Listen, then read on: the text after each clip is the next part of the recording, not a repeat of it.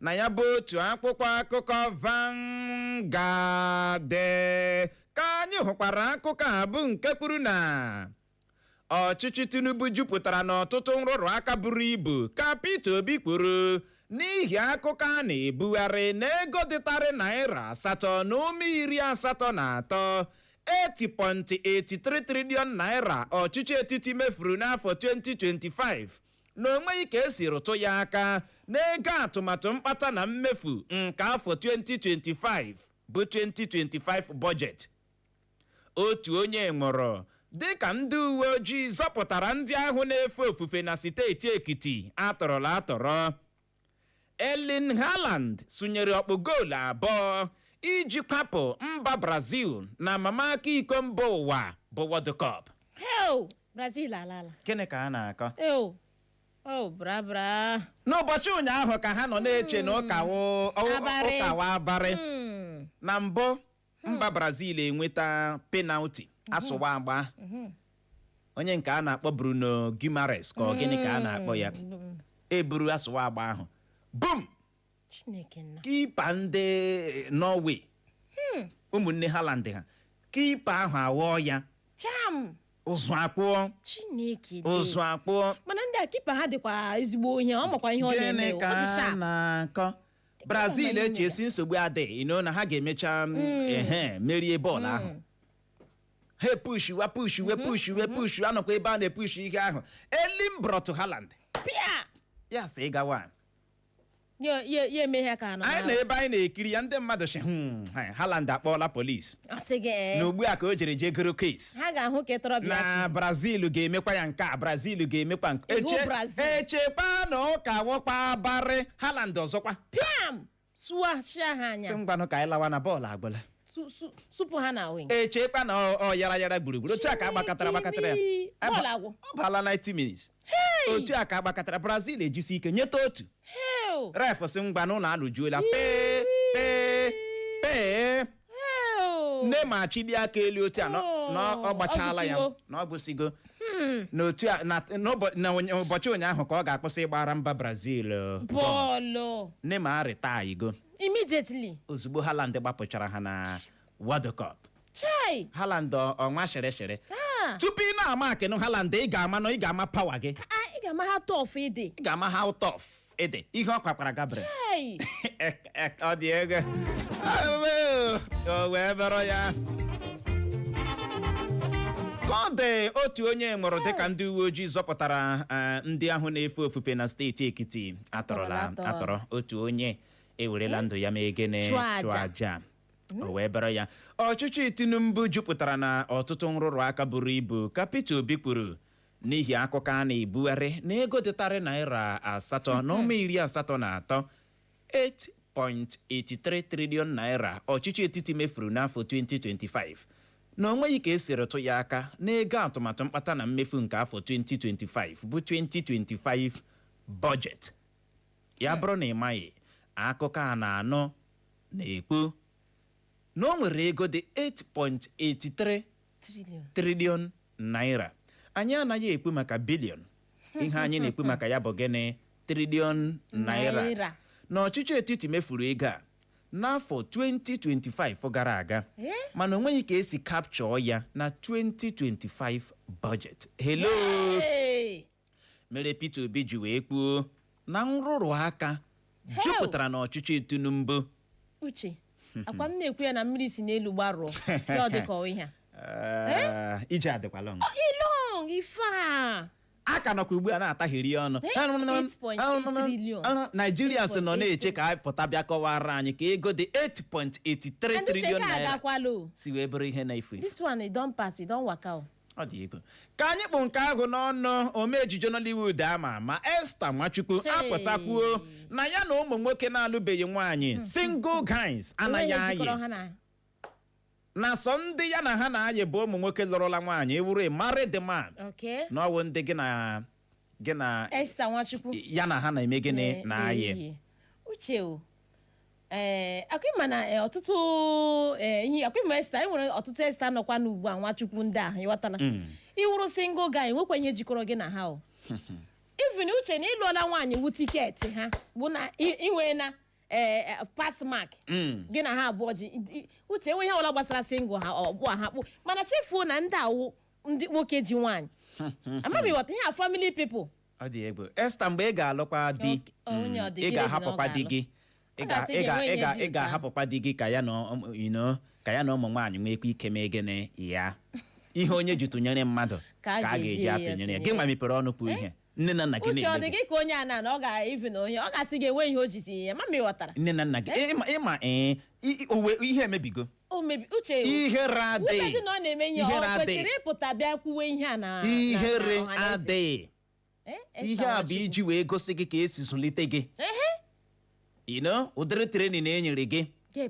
ga-epụta na social media na ndị gị na ha na-ayị wo ndị lụrụla nwaanyị married the men na gị enweghị jikọtara gị na single ladies onye na-ekwu ihe alụbeghịkwa di. Ọ dị egwu kọbe Reverend Funke Adejumo apụtala kọwa Kinsugbe gba ụmụ nwoke ibe m na onweghị onye ga-emenwe ihe ga-eju nwaanyị afọ n'ụwa mụnwa kwetere maka na onweghị ihe m mere Clara n'ụwa o kwetere na emerele m ya. Echikwala ngwanino amakwala anwachie ngwanino biko ya bụ Reverend Funke Adejumo wee gaa n'ihu kpọọ m uche masị ya asị uche masị na n'ihi ya ma esogbula onwe m. Reverend akwesịkwara ikwu ya kwuo ebe a ya ekwuo ebe a maka na ya bụ okwu mekọtara ma nwoke ma nwaanyị ama m ịghọta na kedu onye ọgwụ ga-emede nwaanyị impress ka onye ọgwụ ga-emede kedu onye ọgwụ ga-satisfy nwaanyị kedu onye ga-emeli ama m ịghọtara mafke akịga aghọta ma ị na-anaghị eri mpe ebe a gị a na-eri mpe ebe a ma ị na-anaghị eri mpe financially gị a na-eri mpe bedrinshally ama m na-agwata ebe anyị na-aga ana m aghọta everywhere uche ị ga-enwerịrị akụkụ ị ga-eri mpe ị gaghị asatisfy chanwa mpe nke gị ọwụ all over ọ dị na mpaghara niile all over kedu ihe a na-emere mmadụ na-emefụrụ na gị start from somewhere kedu ihe a na-emere mmadụ na-emefụrụ na gị dọda dị nara na 50 naira je ṅụọ pure water is something n'ọchịchị Tinubu enwere onye na-ahụ ya onye ọ na-ana ego ihere gị na-eme m lekwa otu a nke gị nwa ọkọ nku anya gị erigbugo ọkọ nku anya gị erigbugo ọkọ nku anya gị erigbugo ọkọ nku anya gị erigbugo ọ dị ego ụlọ ọrụ gọọmenti na-ahụ maka mmiri ozuzo apụtala kwuo na nke bụ mmiri ozuzo na ide mmiri abịabeghị na-akpọbeghị binsi akpọ akara na-esi na nke bụ mmiri ka ga-abịa n'ọdịnihu na nke a nwere ike izokọtawo ruo izu ụka abụọ 12 weeks na n'ihi ya ndị bi na steeti Lagos nakwa ọtụtụ steeti ndị ha kpọrọ aha na ha dị njikere maka na ọ ga-ereji 12 weeks uche anụrụ m 12 weeks asị gị na mmiri ga-akụkata n'aka nwere 12 weeks a na-akpabeghị aka mmiri ga-azụkwa ihe ọ ga-eri ga stọk ya ezigbo mmiri ka ga-ezo ọ dị ebe a ka ọ dịla anyị la akwụkwọ akụkọ Daily Post gezie ntị ntọrọ atọrọla ụmụ akwụkwọ na steeti Ọyọ anyị na ugbu a na-agbakeri ala ịhụ na anyị zọpụtara ụmụ akwụkwọ ndị a ka onye chief of army staff ala anyị bụ General Wayidi Shuaibu kwuru bụ akụkọ mbụ anyị hụrụ n'akwụkwọ akụkọ Daily Post na ya bụ otu akwụkwọ akụkọ Daily Post ka anyị hụkwara akụkọ a bụ nke kwuru na ọchịchị etiti Naịjirịa agbaọla pụtụpụtụ ka mmiri ọkụ woo ma chọọ ikpe ziri ezi n'ihi ogbugbu egburu ụmụafọ Naịjirịa abụọ na mba South Africa. Ndị agha ala anyị mmadụ atọ atụfuola ndụ ha dịka ụgbọala ha bụ bịara gbapịara ihe a na-enyo ịbụ mgbogbu n'igwe na steeti Niger. Kama ị ga-ekpere nwoke enyi maka na ị chọrọ ịnapụ ya ego, ọ ga-akara gị mma na isonyere ndị arịrị okporo ụzọ ka Emeka Ike ji eme ihe ejije Nollywood gbara ụmụ nwaanyị bụ akụkọ ọzọ anyị hụrụ n'akwụkwọ akụkọ Daily Post. na ya bụ otu akwụkwọ akụkọ Daily Post ka anyị hụkwara akụkọ a bụ nke kwuru na mba Amerịka ga-akpanye anya na ntụliaka elu a ga-eme na Naịjirịa n'afọ 2027 ka onye omeiwu na mba Amerịka bụ Riley Murray kwuru. Tinubu ga-agbarịrị arụkwaghịm ka Peter Obi kwuru dị ka o boro ọchịchị otu pati APC ebubo ịganye aka n'ọtụtụ nrụrụ aka bụ akụkọ ọzọ anyị hụrụ n'akwụkwọ akụkọ Daily Post. na ya bụ otu akwụkwọ akụkọ Daily Post ka anyị hụkwara akụkọ a bụ nke kwuru na 2027 egosiri m ebe enwere osote onye isi ala ọhụrụ na Naịjirịa, gosi m ebe enwere onye odeakwụkwọ nye gọọmenti ọhụrụ, gosi m onye isi oche ụlọ nzukọ seneti ọhụrụ, ma gosikwa m amụma a na-ama ime nrụrụ aka na ntụliaka elu ka Primate Ayodele kwuru. Ọzọkwa, ọtụtụ ebe dịgasị iche iche a na-ere mmanụ ụgbọala n'ala anyị ebutuchala ọnụ ego ha ji ere mmanụ ụgbọala nke ha bụ akụkọ ọzọ anyị hụrụ n'akwụkwọ akụkọ Daily Post. na ya bụ otu akwụkwọ akụkọ Daily Post ka anyị hụkwara akụkọ a bụ nke kwuru na Nnamdi Kanu nọ n'ụlọ mkpọrọ maka na ọ na-alụ ọra ndị be ya ọgụ ka onye ọkaikpe Nnamdi Kanu bụ Aloy Ejimakor kwuru. Ewezugo ego, o nweghị ihe ọzọ ụmụ nwoke Naịjirịa na-eweta n'ọyị nwoke na nwaanyị ka omee ejije Nollywood bụ Toke Makinwa kwuru. Imechaa n'ụwa nweta ihe ị na-achọ na ndụ edunyekwarala Chineke azụ ka Davido ji agụ egwu gbara ndị ọhụrụ na-amalite ịgụ egwu bụ akụkọ ọzọ anyị hụrụ n'akwụkwọ akụkọ Daily Post. na ya bụ otu akwụkwọ akụkọ Daily Post ka anyị hụkwara akụkọ a bụ nke kwuru na ndị agha ala anyị azọpụtakwuo na ọtụtụ ndị atọrọla atọrọ na steeti Borno. Mmadụ 6 atụfuola ndụ ha dịka ndị ọkpa egbe bandit wakporo obodo 30 enwere na steeti Sokoto bụ akụkọ na-ada na wao na akwụkwọ akụkọ Daily Post. na ya bụ otu akwụkwọ akụkọ Daily Post ka anyị hụkwara akụkọ a bụ nke kwuru na NNPCL ebutu ha n'ọnụ ego ha ji ere mmanụ ụgbọala nke ha bụ nke na-eme ya ugboro abụọ ha na-ebutu ya n'ihe na-erughị izu ụka abụọ. 2027 vootu ọbụla atụnyere otu pati APC na ntụliaka elu afọ 2027 bụ nnọọ ịgba ndị oyi ọha egwu terọrist si ha gaa n'ihu kpawa mkpamkpa ha na-akpa ka Aisha Yusufu kwuru. Gọọmenti otu pati APC ji akpachapụghị anya na-achị Naịjirịa ka otu pati PDP kwuru bụ akụkọ ọzọ anyị hụrụ n'akwụkwọ akụkọ Daily Post.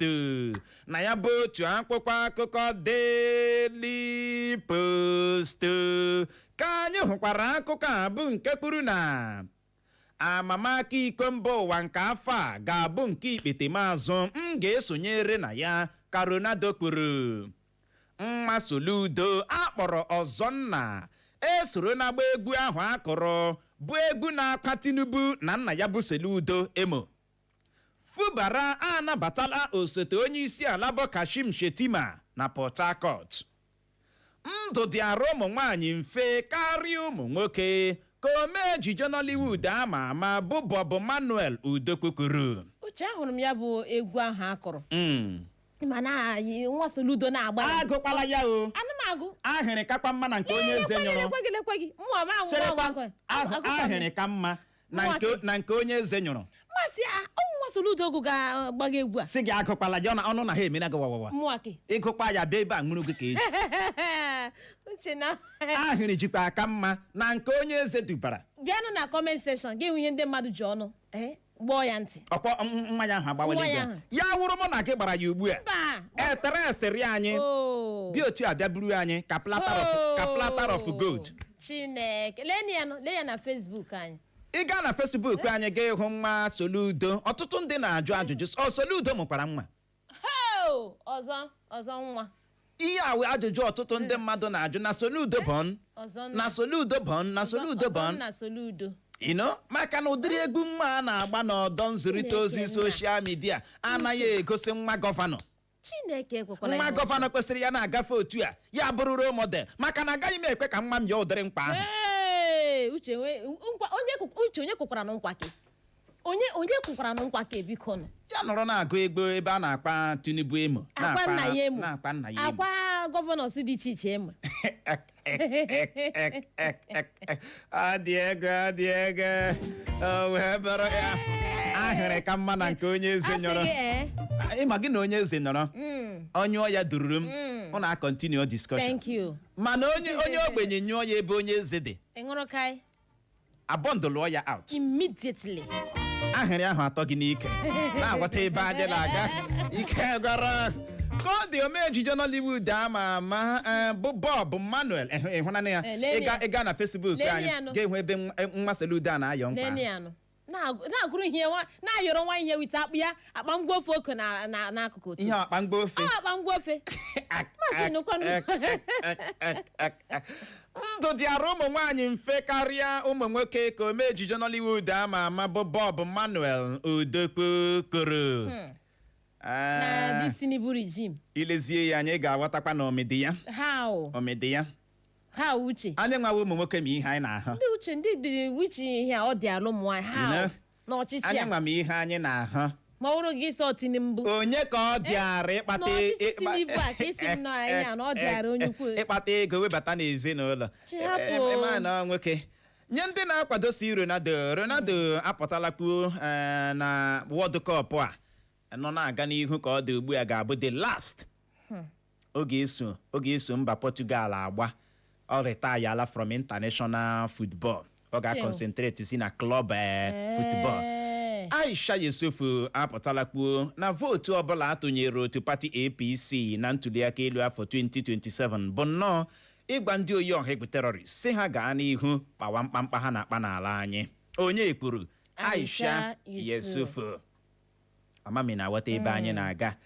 Uche ndị agha ala anyị azọpụtakwala ọtụtụ ndị atọrọ na steeti Borno ọtala ha agbalịala ọ dịghị mfe ma ndị ahụ ọ nọkwala ọdọ ha nọ n'aka ndị atọrọ ha ọ dị egwu ome ejije Nollywood ama Tokemaki nwa apụtalakpuo na-ewezuga ego o nweghị ihe ọzọ ụmụ nwoke Naijiria na-eweta n'ọyị nwoke na nwaanyị ewe m na-asị Tokemaki nwa siri asị gịnị ka ị na-akọ ụmụ nwaanyị mana apart from money you might be bringing the money mana ị naghị deliver your polling unit. Uche hapụkwala ihe polling unit a ma ị na-anaghị deliver your polling unit onweghị onye ọzọ ga-eweta ya na-awụ nwoke. Uche deliver chakwa polling unit enweghị ihe nọ nwoke na-akpa it's not making sense. N'ihi ọ kwesịghị ikwu na ọwa ego naanị. Uche hapụ ekwesịrị agụ ibe ihe na-eme nwaanyị lekọta di ya otu ya kpọọ ya odogbo ịkarị na otu a gị na-ajụ onwe gị kedu ihe mere nwaanyị lekọta di ya lekọta ya shi odogbo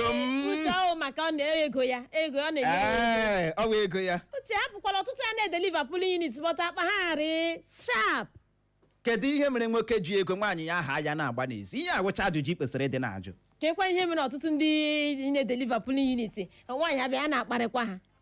ọ maka ego adịghị. Thank you. Mana ime ego ịnị dịkara ịdịkwa ya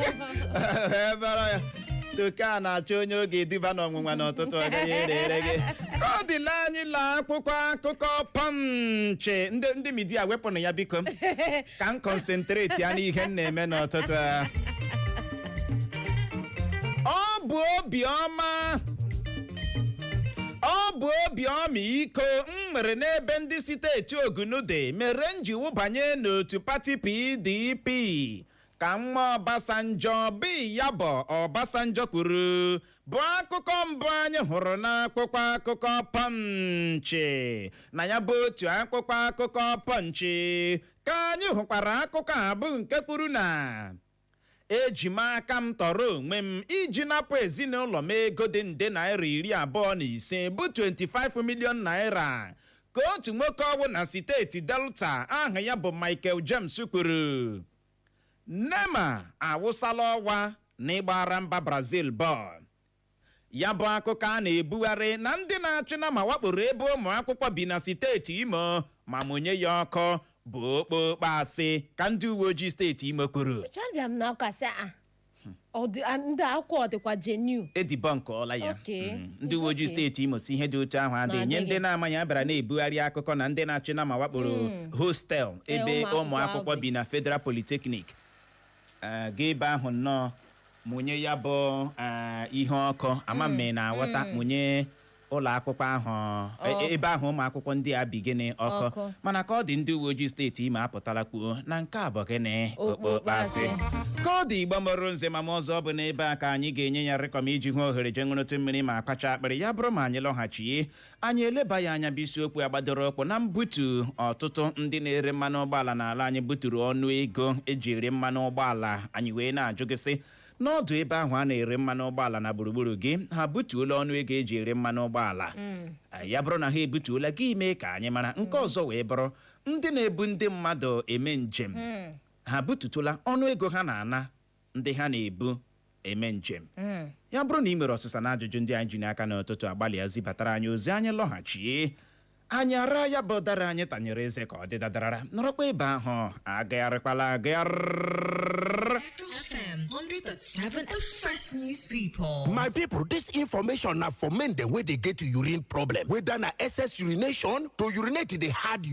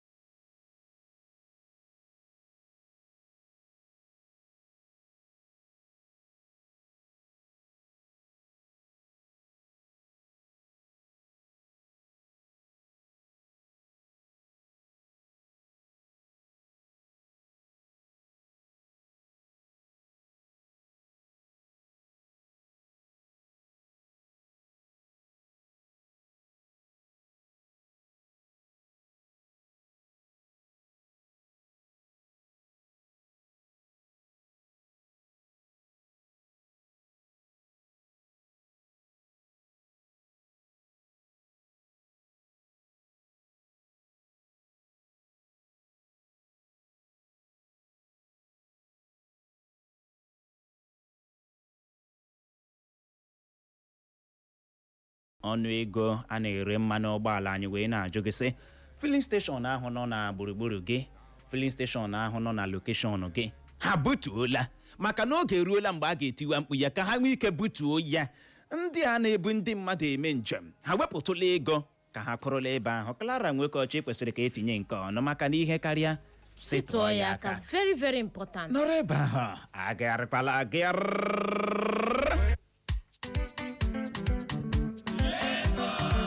You love music? You love Echo FM 100.7.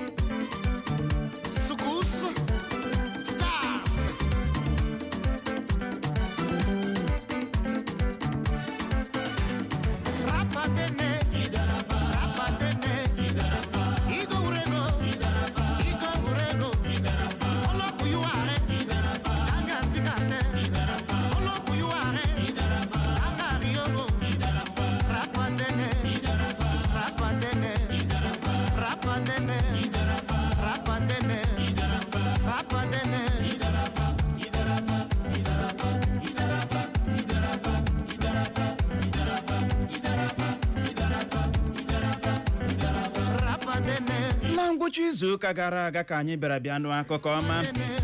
n'ụlọ ọrụ Dangote ebutuola ọnụego ha ji ere mmanụ ụgbọala nke ha NNPC kwa ebutuokwala nke ha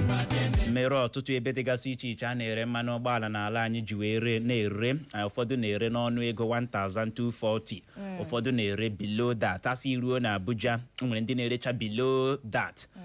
irukwa na Owerri ebe a nwụna m ebe a na-ere 1250 Mama na wata hụ ndị na-ere 1240 hụkwa ndị na-ere below that mana ajụjụ anyị na-ajụ gị n'ụtụtụ a wee bụrụ filling station ahụ nọ na gburugburu gị ego ole ka ha na-ere ndị a na-ebu ndị mmadụ eme njem ndị ọkada ndị bọsụ Imo gbogbotigbo onwena ka ha si wepụtụ aka n'ọnụ ego ha na-ana ndị mmadụ ọ bụ ndị ha na-ebu eme njem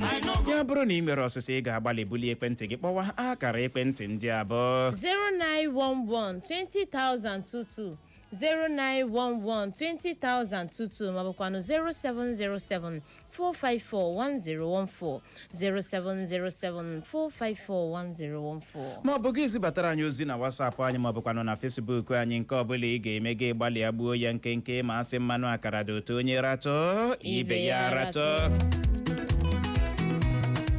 kpọbata tinye ọnụ n'okwu nke a kụchapụla ịbọọlachi Good morning. ụtụtụ ọma anwụna ụtụtụ ọma o esi m egbudo akpọ ọmụawụ Injinia Bishop tinye ọnụ n'ekwentị gị nụ gaa n'ihu gbapụ ya ọsọ ihe gbasara ihe mmanụ ala ihe egbutere gị Injinia Bishop ikuku na-enye gị nsogbu ịbọọlachi abọọla nchi uche na nwa God ụtụtụ ọma ụtụtụ ọma Chukwudị Michael Okoro ọmụma Clara otu i mere adị m mma nwoke ọma biko nwere uche ndidi na tangid na aga hapụ ihe ndidi ahụ kwụsị na ịrịọ ya Clara do your worst do your worst Chukwudị biko kwụsị dị na-arịọ Clara Nwekocha enwejuola m agba ndidi m do your worst now do your worst who does that nonsense and ingredient I'm tired. gaa n'ihu ahụ Chukwudị Michael Okoro Kenneth na Lagos State ahụ okay na ebe anyị nọ na New Owerri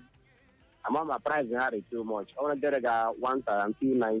nwere ga 1240 so achọghị ga akpọ ma police station ndị ahụ pọta ma ya ha biko mekwara n'anyị ebere n'ihi na obodo esieli ka anyị ahụ na-eche nwụrụ anwụ site ọhụrụ na ịkpa buturu fuel ọnụ fuel si ha wetụkwa aka butuokwa price nke ha n'ihi na ọwụla fuel dị ọnụ ahụ ha na-ebu ụzọ agbanye fuel na-agakwa na ọrụ na-enwere task force n'Imo steeti ha ga-ara na filling stations nọ n'Imo steeti ndị rego kọọlụ mara ihe ha ga-eme ha akọkwa Chukwudị Michael Okoro adreesị na dịkwara gị nọ Chukwudị Michael Okoro ịbọọlachi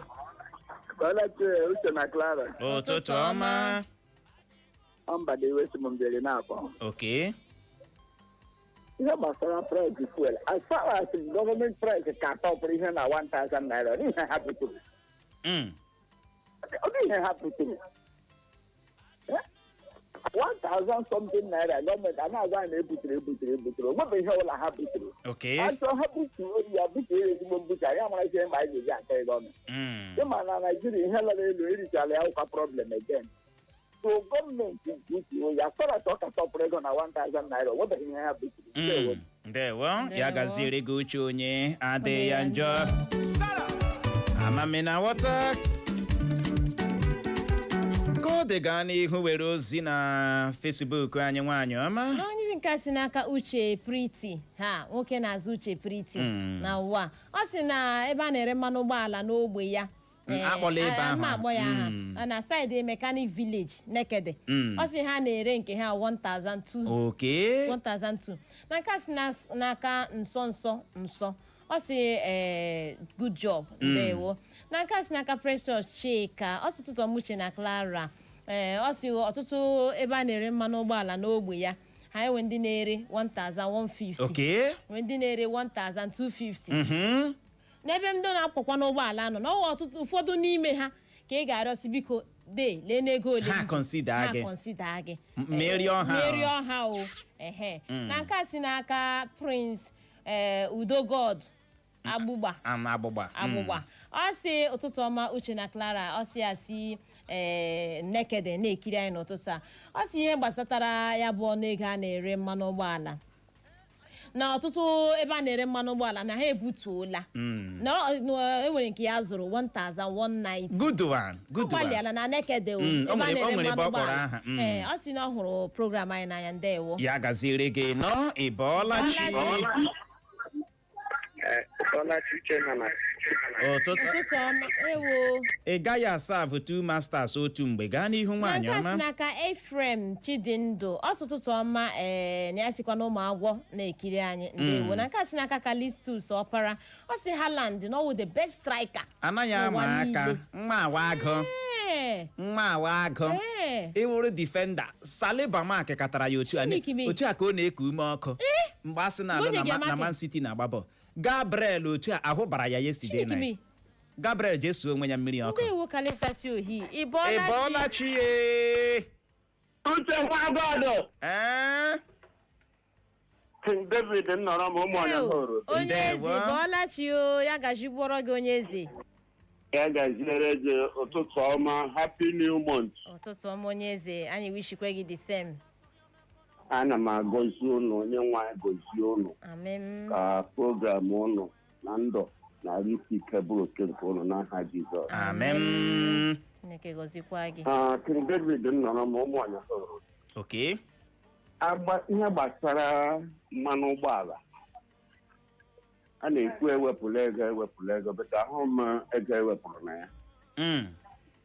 n'akụkụ ebe anyị nọ aka na-ere 1,250 naira asịrị na ewepụla ya ọ gara abịa to 1,000 ma ọ wepụkwa ego so enwebe ego ha wepụrụ ịbịakwana na ndị na-eji ụgbọala eme njem transporters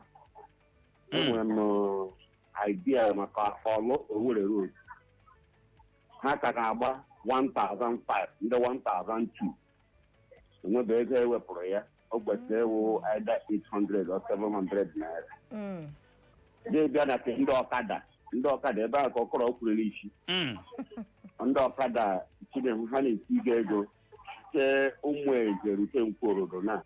ha na 500 naira ebe o kwesịrị ewu ihe dịka 200 na 300 abịakwara na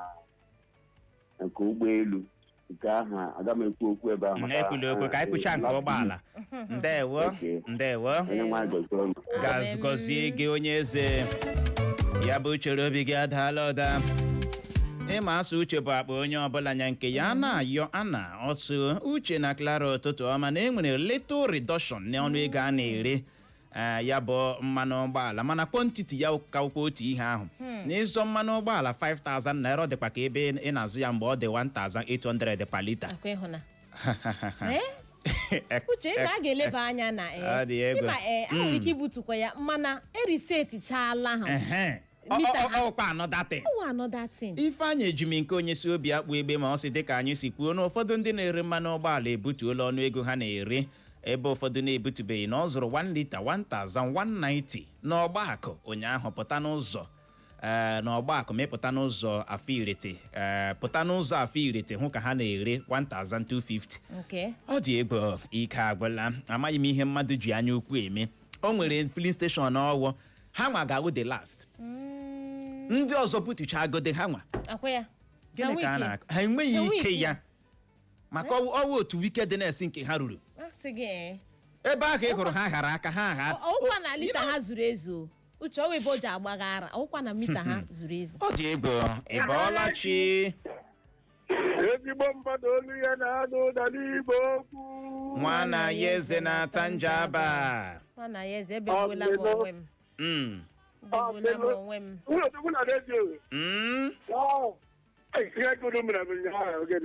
ebegbuola m onwe m nwana ya eze na-ata njaba lekwa anya m obiela red ya wee mechara pụta for Thanksgiving n'ọwụ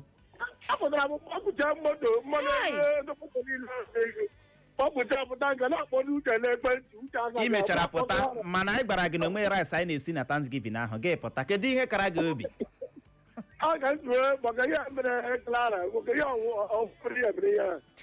gaa n'ihu tinye ọnụ n'okwu ndewo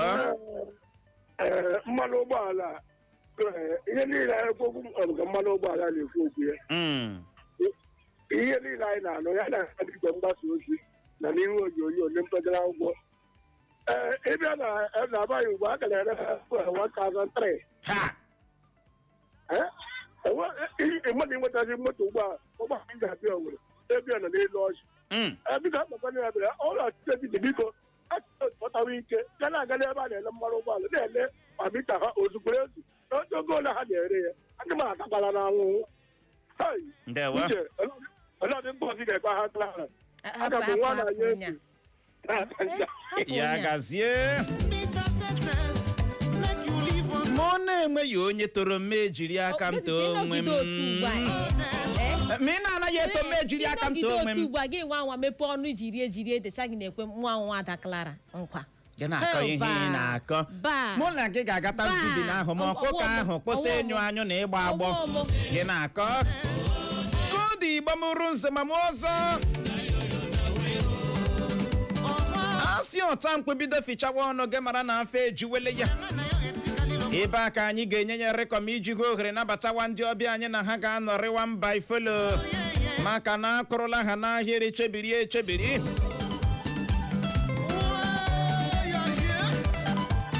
chaku chaku chaku chaku cha mgbacha nọrọ ebe ahụ yọrịwa mkpa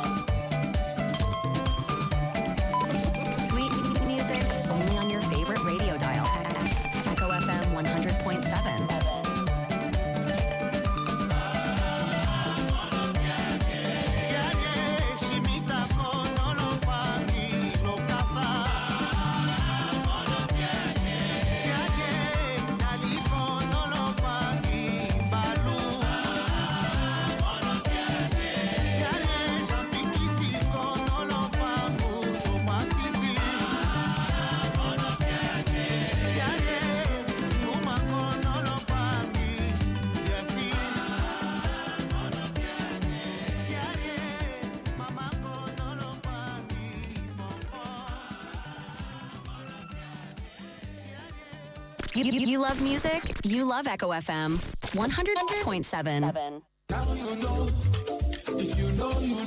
Wait, UD, what is happening to you? So could my brother. This rheumatism and waist pain are really eating me up. UD, you mean you've not heard of Life Plus Mushroom Tea? Mushroom tea? What? Yes. Tell me more about mushroom tea. That's not the problem, bro. See, Life Plus Mushroom Tea contains anti-aging and anti-cancerous agents. Wow, you seem to have more knowledge on things like this.